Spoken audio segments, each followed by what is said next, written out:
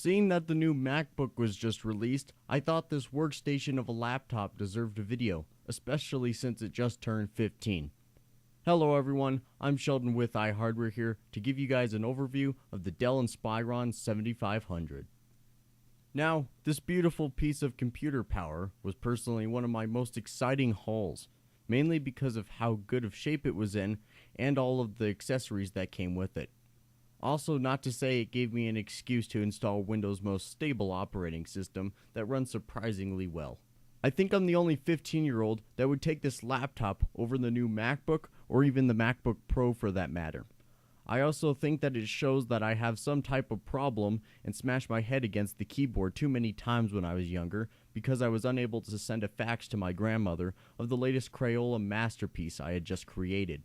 But before I go on about how much of an idiot I am, let's take a deeper look at this laptop, shall we? Let's start off with the only real problem I've had with this laptop. It's not so much of a problem yet, but down the road it might start to show if I don't take good care of it. The hinges. Now, Dell's been all over the place with its hinges on their laptops, and most of the time I've had good luck with them in the past. But when working on a friend or family member's Dell that has seen quite a bit of use, it is very noticeable. On this particular model of the Inspiron line and similar laptops from its time period, the hinges would have a tendency to break whenever they feel like it if the screws were not taken care of and watched over like the red-headed stepchild of the family. If you want to know more about this problem, I will link you to a video by B. Bishop's PC World who goes into a great detail on the subject. Other than that, I have seen no other problems so far with this laptop. And if anything, it's probably going to be the hard drive down the road, since the one that is in it now is still the original 4GB drive. On the front, this is where the battery and floppy disk and compact disk drive combo are located. They can both be removed using two latches on the bottom for easy maintenance or replacement. To my surprise, the battery on this laptop is still good, and you can still get a good 1 hour use out of it under heavy load. On the left, this is where the mic, line-in, and headphone jacks are found. The 4-pin proprietary power supply plug, along with the two PC bus slots that are currently populated. On the back, we find a single PS2 mouse or keyboard port, one USB 1.0 port, the docking station port, which I do not have, an S-Video/composite video out, VGA, serial, and finally the parallel printer port. And finally, all alone on the right side, we find a 56K modem jack to help you get online with AOL or connect to your fax machine. Other than that, the monitor is a 4x3 LCD panel with a native resolution of 800x600 to allow you HD gameplay and all the latest murder simulator titles. And I was way too lazy and didn't feel like measuring the actual screen size, but if I was to guess, it's a very, very widescreen monitor. Okay guys, so for the last part of this video, it's not going to be scripted, so please ignore any errors or extremely profound language that I might say this last part of this video. So we'll go into the BIOS here. I just charged it up to show you guys that the battery does indeed still work. The only thing I'm having a really hard decision on is whether or not I would use this thing to kill someone or I would use the GameCube and kill someone with that. It's a pretty hard decision to make, but to tell you the truth, I might actually take the laptop since it weighs about 40 pounds. So let's turn it on here. I'm lazy and I have a mouse to use with it, so let's see if it works and go into the BIOS here. Does it not want to start up? There we go.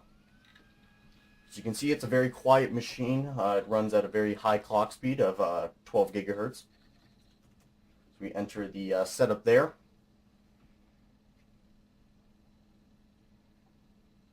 Super fast boot times, as you can see, loading up all the latest and greatest technology.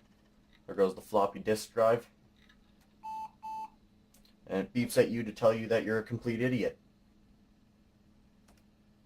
So in the BIOS here, it says the system date is 1/1 of 1988. I wish it was 1988. What a great year that might have been.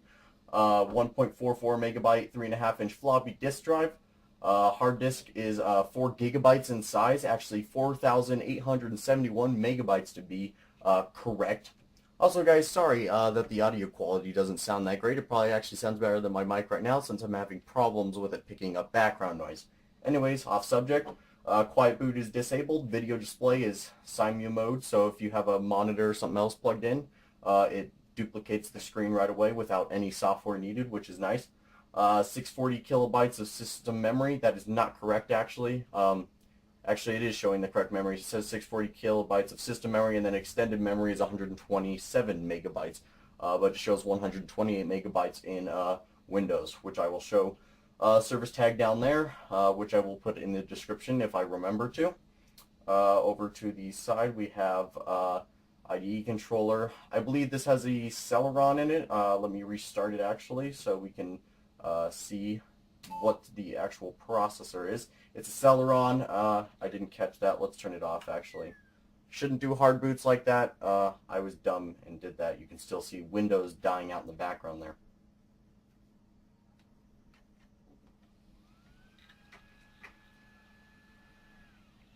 Okay.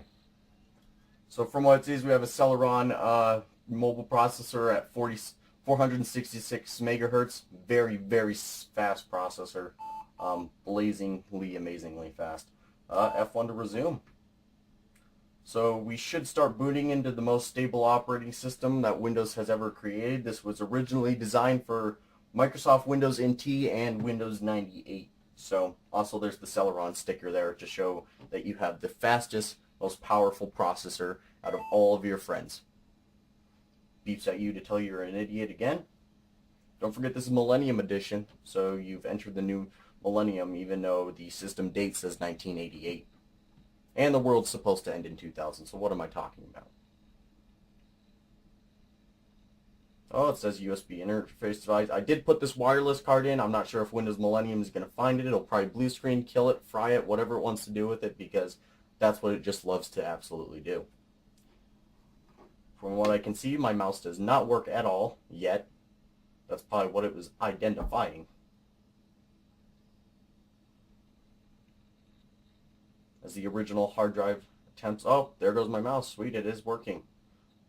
So PCI controller, I do not have the drivers for that, so I'm going to cancel. You gotta love that music. Beautiful startup sound. I remember that actually from Windows 2000 that we had when I was young. A young little Todd. And that beautiful beepy noise. So surprisingly, actually, Windows Millennium runs pretty well on here. It works great for streaming HD content, like I said, not really. But I do have a CD in this computer currently right now to show you guys its pure amazing speed that it runs at. So not the fastest system, but surprisingly fast for a weenie modern operating system. Let's play this here. Make sure I don't play a copyrighted song because I know there are copyrighted songs on here.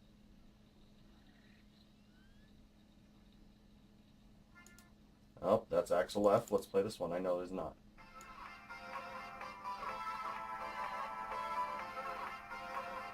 So I'll mute that for a second. The speakers, which is pretty awesome in the system, are in the keyboard and on the two sides right here. So you're pretty much being immersed in that beautiful 5.1 surround sound.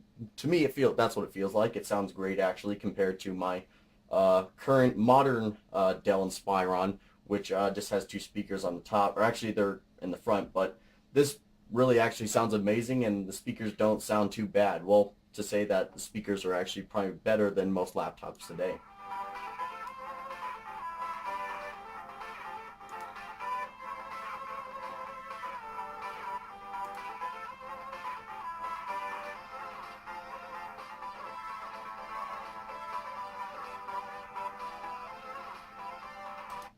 Okay, there's enough of a demo there. I'll play that song more a little bit because it's super awesome.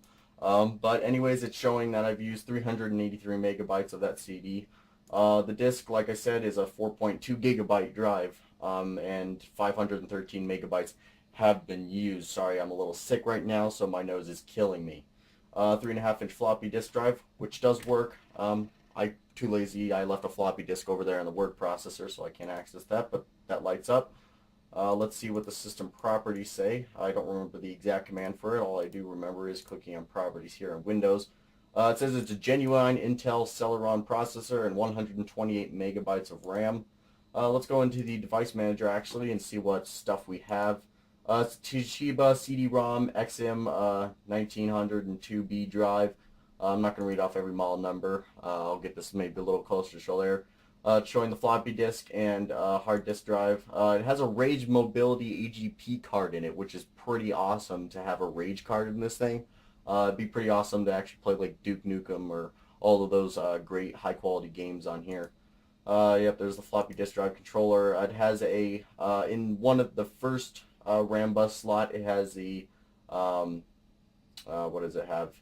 It's not showing it. It's actually down here a bit. There's the USB controller.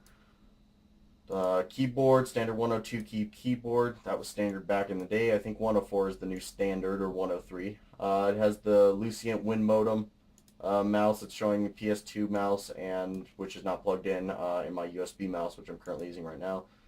This is what's plugged into the RAM bus slot. So the first one on the bottom is a dial-up adapter, and then the first one on the top. Actually, no, the first one is the card bus fast Ethernet 10100 LAN card. So you have to get the little plug that I have to plug in Ethernet and connect with that super fast speeds. Texas Instruments PCI card bus controller, surprisingly.